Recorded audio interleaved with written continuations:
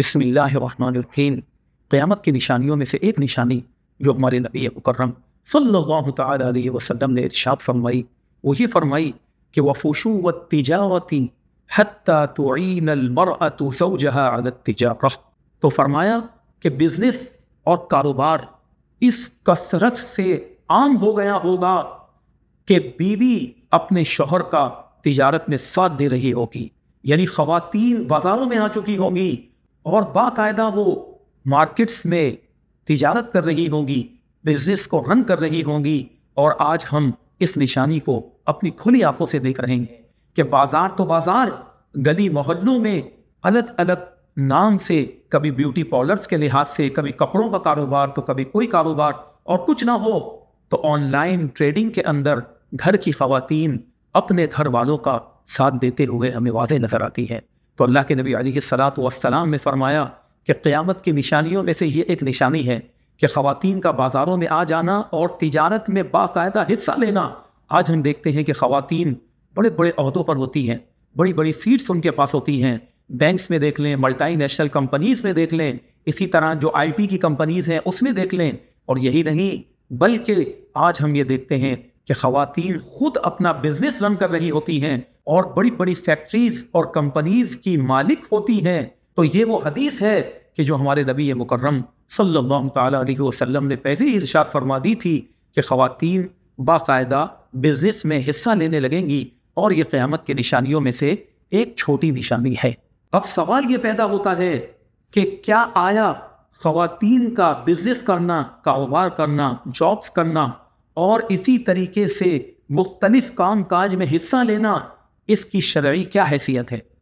تو دیکھیں، یہ بات یاد رکھیں کہ اگر خواتین کوئی بھی کام کرتی ہیں، کوئی بھی بزنس رن کرتی ہیں، کوئی جاب کرتی ہیں، اور وہ شریعت کے دائرے میں رہ کر ضرورت کے مطابق یہ کام کر رہی ہوتی ہیں، کہ کئی مرتبہ ایسا ہوتا ہے کہ کسی کے ہسبینڈ ہی نہیں ہوتے، کبھی ایسا ہوتا ہے کہ ان کے شوہر تو ہیں لیکن ان کی کمائی اتنی نہیں ہے، کبھی ایسا ہوتا ہے کہ وہ آگے بڑھنا چاہتی ہیں تاکہ زیادہ سے زیادہ خوشحالی ہو اور بندہ محتاجی سے بچے۔ تو یہ بات یاد رکھیں کہ چاہے مرد ہو یا عورت، دونوں کے لیے شریعت مطہرہ نے یہ حکم دیا ہے کہ وہ شریعت کے دائرے میں رہ کر کوئی بھی کاروبار کر سکتے ہیں۔ جہاں شریعت مطہرہ نے خواتین کو یہ حکم دیا کہ وہ پردہ کریں، وہیں مردوں کو بھی یہ حکم دیا کہ وہ اپنی نگاہوں کو نیچا رکھیں۔ اسی طرح چاہے مارکیٹس میں مرد ہوں یا خواتین، دونوں اپنی عزت کی حفاظت کریں، مرد اپنی مردانیت کی حفاظت کرے، خاتون اپنی عزت و عافیت اور آبرو کی حفاظت کر کے چلے، اور ایسے کوئی بھی کام نہ کیے جائے کہ جس سے اللہ اور اس کا رسول ناراض ہوتا ہے۔ خاص طور پر ایسے آن لائن کام جو خواتین گھروں ہی میں رہ کر کر دیتی ہیں اور بڑے بڑے بزنس اور بڑے بڑے کام کر رہی ہیں، اس سے بہترین تو کوئی کام ہی نہیں ہے کہ اس طرح نہ مکس گیدرنگ کے معاملات ہوتے ہیں، نہ شریعت کے احکامات کی خلاف ورزی ہوتی ہے۔ لیکن اگر کوئی خاتون مجبور ہو جائے اور اسے مجبوراً گھر سے نکلنا پڑے کہ وہ اپنی زندگی کی گاڑی کیسے چلائے گی، تو لہٰذا اسے شریعت کے احکامات کی پابندی کرتے ہوئے اپنی زندگی کی گاڑی کو آگے چلانے میں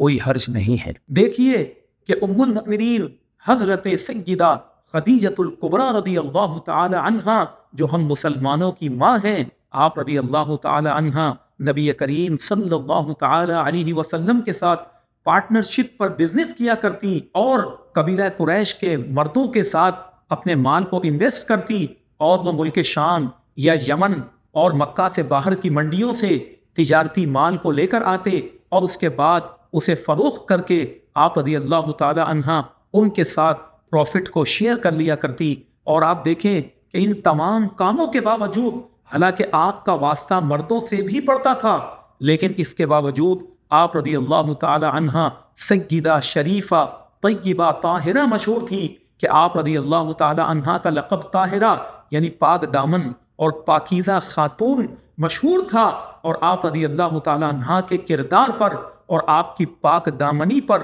کبھی کسی نے انگلی نہیں اٹھائی۔ تو اسی طرح ہماری خواتین، ہماری بچیاں حضرت سیدہ طیبہ طاہرہ ام المؤمنین خدیجۃ الکبریٰ رضی اللہ تعالی عنہا کی سنت اپناتے ہوئے کوئی بھی بزنس، کاروبار، کوئی بھی کام کریں تو اس میں کوئی حرج نہیں ہے، بس شریعت کی حدود کو چاہے مرد ہو یا عورت وہ کبھی بھی نہ بھولے، تو اسی میں ہم سب کی کامیابی ہے۔